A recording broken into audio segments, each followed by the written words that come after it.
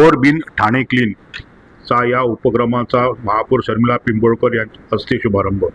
ठाणे पर्यावरण, वन व हवामान बदल मंत्रालयाने जाहीर केलेल्या घनकचरा व्यवस्थापन नियम 2026 प्रभावी अंमलबजावणीसाठी ठाणे महानगरपालिकेच्या वतीने कचऱ्यावर प्रभावी प्रक्रियेबाबत कॅपॅसिटी बिल्डिंग घनकचरा विभागातर्फे बैठकीचे आयोजन करण्यात आले.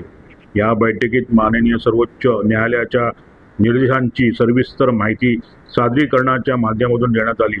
तसेच फोर बिन ठाणे क्लीन या उपक्रमाचा शुभारंभ सोमवारी महापौर शर्मिला पिंपळकर यांच्या हस्ते करण्यात आला.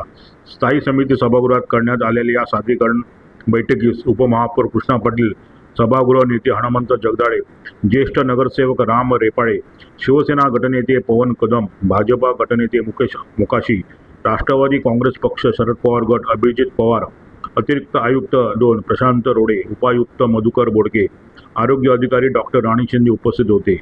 फोर बिन ठाणे क्वीन यामध्ये ओला कचरा हिरवा डबा, सुका कचरा निळा डबा, सॅनिटरी कचरा लाल डबा आणि बॅटरी, बल्ब, ट्यूब आदी सारख्या विशेष कचरा काळा डबा अशा 4 स्वतंत्र प्रवाहांमध्ये कचरा संकलन करण्याचे निर्देश देण्यात आले आहेत. त्यामुळे कचऱ्याची प्रभावी प्रक्रिया, पुनर्वापर आणि पर्यावरण संरक्षणाला चालना मिळणार आहे. या सादरीकरणादरम्यान नवीन नियमनातील तरतुदी, कचऱ्यांचे स्रोत, पातळीकर वर्गीकरण, मोठ्या कचरा निर्मात्यांच्या जबाबदाऱ्या आदींची माहिती आरोग्य अधिकारी डॉक्टर राणी शिंदे यांनी दिली. नवीन नियमानुसार स्थानिक स्वराज्य संस्था, शासकीय व खाजगी संस्था, निवासी व व्यावसायिक आस्थापना, औद्योगिक क्षेत्रे, विशेष आर्थिक क्षेत्रे, विमानतळ, रेल्वे स्थानके व बंदरे यांना नियम लागू होणार आहेत.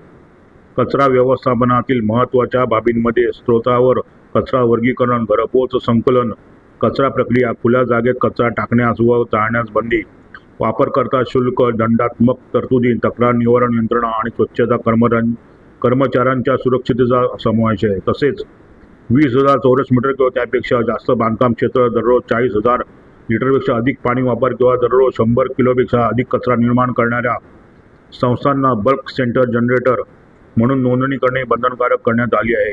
या अशा संस्थांनी कचऱ्याचे स्रोतावर वर्गीकरण, ओल्या कचऱ्याची स्थानिक पातळीवर प्रक्रिया आणि केंद्रीय प्रदूषण नियंत्रण मंडळाच्या संकेतस्थळावर नोंदणी करणे आवश्यक आहे.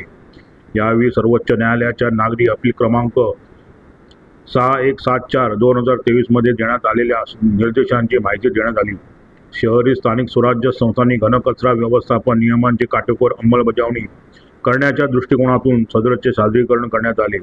महापालिकेच्या वतीने नागरिक गृहनिर्माण संस्था, व्यावसायिक आस्थापना तसेच मोठे कचरा निर्माते यांनी 4 प्रवाहातील कचरा वर्गीकरणाची अंमलबजावणी करून स्वच्छ, हरित आणि शाश्वत ठाणे घडविण्यात सहकार्य मिळेल असा विश्वास यावेळी उपस्थित पदाधिकारी अधिकारी यांनी व्यक्त केला.